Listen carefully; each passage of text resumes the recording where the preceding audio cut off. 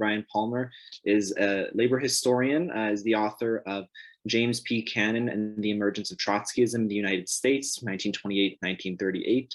He is also the author of Revolutionary Teamsters, the Minneapolis Truckers Strike of 1934, and co-author of Toronto's Poor, a Rebellious History. He's a past editor of the journal Labor Le Travail, and he is a Professor Emeritus at Trent University in Ontario. Bryan, take it away. When this convoy descended on Ottawa, I was, like many of you, very interested in what happened. And I sat down and I wrote a short piece that appeared on the Verso blog and that was republished on the Socialist Project. And the title of that pretty much sums up my kind of assessment of this freedom convoy. It was called Canada's Alt-Right Freedom Rage. The lumpen petty bourgeoisie does its revolting thing. Now, I wrote this in part because I was really very troubled by the extent to which many people that I'd had conversations with, or that I'd seen write about this, or that I'd heard about, particularly in England, in Europe, and in the United States, regarded this as a working class movement. They saw this as a mobilization of discontented workers, truckers being, the kind of operative identifier of people mobilizing.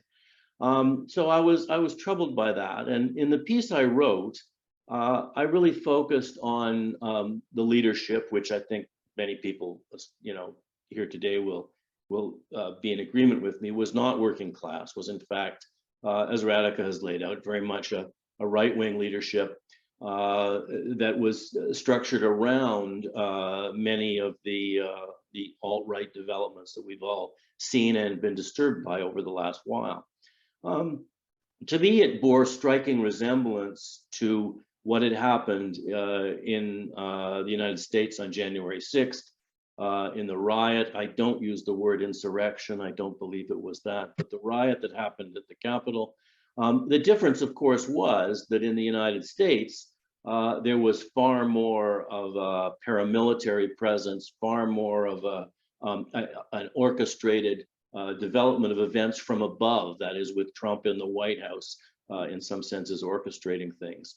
And in Canada, but the purpose of the convoy very much had the same, as Radhika pointed out, the same intent of sort of bringing down a government, although it was posed in particularly, I think, inept ways. Now, the question then became, what does one make of all this, aside from, not agreeing with it, trying to point out that it is not a workers' movement, that it is very definitely orchestrated by the alt-right, that it is funded by the alt-right, that it is that's seething below the surface of the rhetoric of freedom were a whole series of repugnant political positions. What struck me was, and again, Radhika has touched on this, is how various layers of the state essentially allowed this truckers' freedom convoy to happen and to essentially take over Ottawa, to block the Ambassador Bridge, and to gain a kind of international recognition and foothold. Now, the interesting thing was that, we all know on the left that left-wing protests have been handled very differently. And that was really what I wanted to focus on. There is law for some people, law for others. I wasn't at all interested in making, how should I put it, in prescribing for the police how they should have shut down protests. I don't think that's what leftists should actually be about. I was interested in showing the very different ways in which left protests have been handled versus the way this was. And in that sense, I agree with what Radhika has said about the police chief in Ottawa. He's a Black police chief. He was brought in to deal with a police force that has an egregious racist history. And I've heard so much subsequently about how he was blocked from doing what he wanted to do.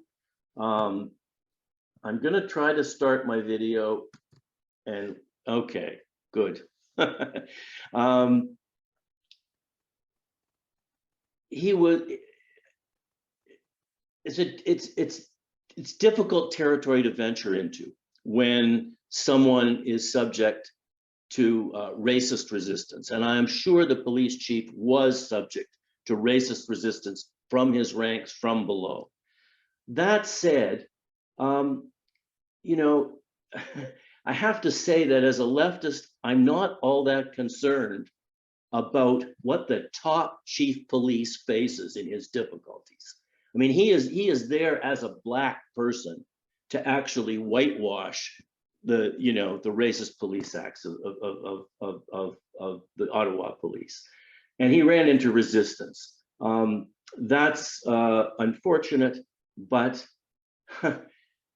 I'm not going to shed so many tears about that. And he could have come clean and made a very good, made a useful statement about all of this, and basically resigned very quickly. He didn't, and one would not expect him to, as someone who steps into that kind of job. That's a little aside, and other people may have different views on that.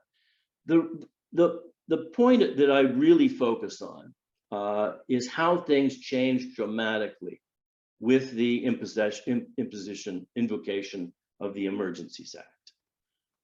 It was clearly not necessary. It's clearly a very dangerous precedent.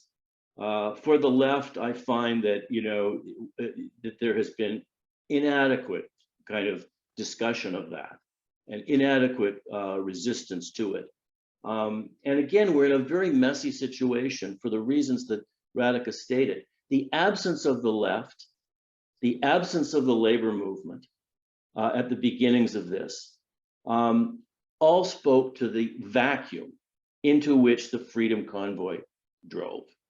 It's the vacuum of the politics of our time that is potentially so destructive.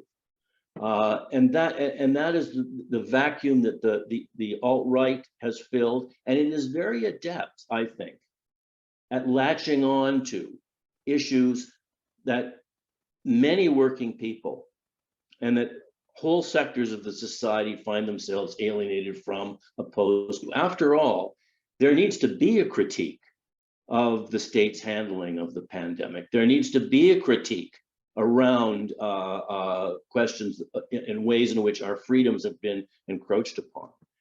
There needs to be a discussion about freedom in the public health realm versus freedom of expression, freedom of association, etc.